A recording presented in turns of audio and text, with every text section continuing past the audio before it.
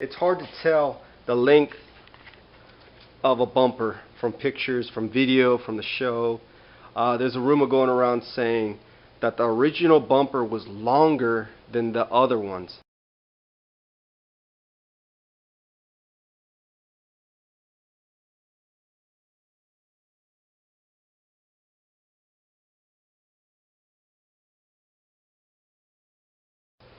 There is some fact in that. From what I can think of, is that the fact of the mold being used over and over to make a new part every time, it could have shrunk a little bit. I mean, we're talking, an eighth of an inch, an eighth of an inch, an eighth, and pretty soon you got a half an inch gone off of your bumper, and that would cause the bumper to actually not fit the car right. And not only that, the actual car, the Trans Ams, every car fits different. So if they didn't do the adjustments right, yeah, the bumper's going to fit different. I've had an 82 here, and I have had a 91, and now I have an 89. They all fit different, the bumper. Sometimes it'll rake this thing more down, sometimes it'll rake it more up, just depending on how it fits the fenders, how the fenders are fitted on the car, how the hood is, how the headlights are. That all plays a role in this. But what I want to talk about is the actual mold.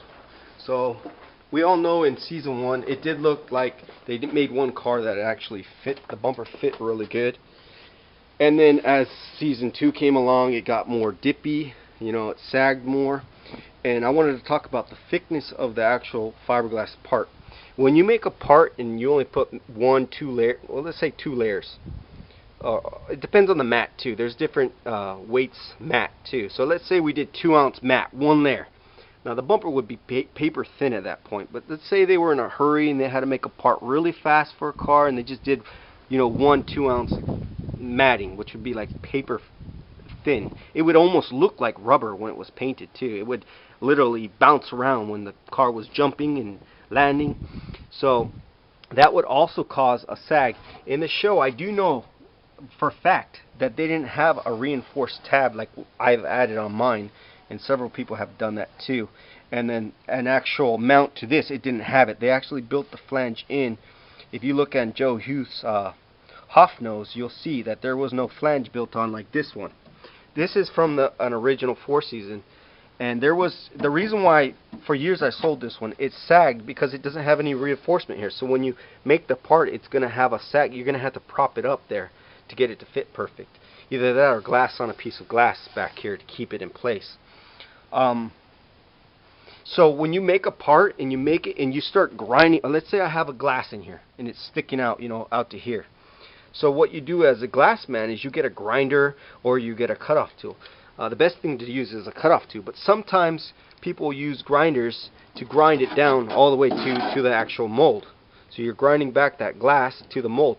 When you do that, you start grinding back this mold farther and farther, and eventually, you're going to be shaving off a 1/16 of an inch every time you do that. And pretty soon you're going to have your mold way back here, a ½ inch shorter, even up to an inch.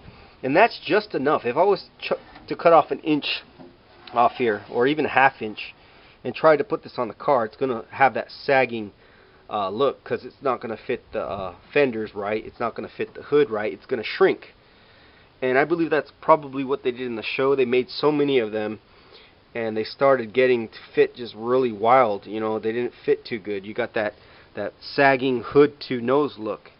And not only that, like I said, some cars fit different. Sometimes from the factory, they're not all the same. They adjusted them to the car. So each car is totally different. I don't care if it's never been touched before. So keep that in mind. So yeah, and you could see I made this bumper twice, because the second time I added the flange into the mold. These ones are retired. I don't make these anymore, but I just wanted to show you guys that, yeah, that's going to cause the sag, and the width of the glass is going to make a difference if it's going to sag. You make it really thick, even if it didn't have reinforcement, it's not going to sag that much if it's really thick. If you put 4 or 5 layers of glass in here, 2 ounce, it's going to be super solid. But yeah, if you have the reinforced part, it will never sag. But like in the show, they never did that. I seen the parts, the originals from Joe that he has from AJ's car. It didn't have the back piece. It was just cut there. So keep that in mind. And yeah, so the rumor of, oh, the first bumper was longer than the rest, possibly it could have been longer, but it could have just been that the other ones were getting cut back shorter. You know, I'm telling you, a half an inch, a quarter of an inch will make a difference on the way this thing's going to fit on the car. And I have experience in this. I know that cutting a bumper shorter is going to create that issue. If you have a flange on the mold, you're going to cut it, like say here's a flange here, you're going to end up trimming the side, which doesn't have any effect on this part of the bumper, because you're trimming only the flange. Only the flange is going to get shorter. Okay, so if I didn't have this here and I had it just like this, you're going to make the whole, this whole mount is going to start shrinking. I know a lot of people used to buy these off eBay when Yancey was selling them, and some people would get them and they didn't fit at all. And it's because he didn't have the flange either. He was just it was just a mold just like this. And so when you shave it down, like I said, you start shrinking that part, and then pretty soon you got a bumper that's, you know, it's quarter of an inch, half inch shorter than what it should have been, and it ends up becoming a mule.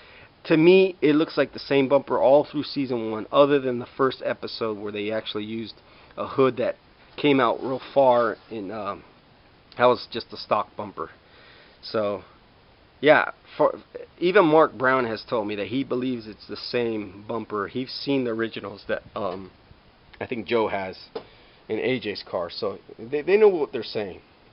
Season 1, Season 2, Season 3 used the same bumper that the Chaffee made. I think it was the same bumper all throughout all those years. Yeah, they added they must have made a mold somewhere in the line where they molded the cover on one of the bumpers and then made the Season 2, 3 out of it, because I believe that there's a bumper, I think it was the Hoffnose, that had the indentation in the actual bumper. So that means they molded it with the indent, with the turn signal blackout in place, and then they molded it. And then they started making their bumpers for the 2, 3 season off of that.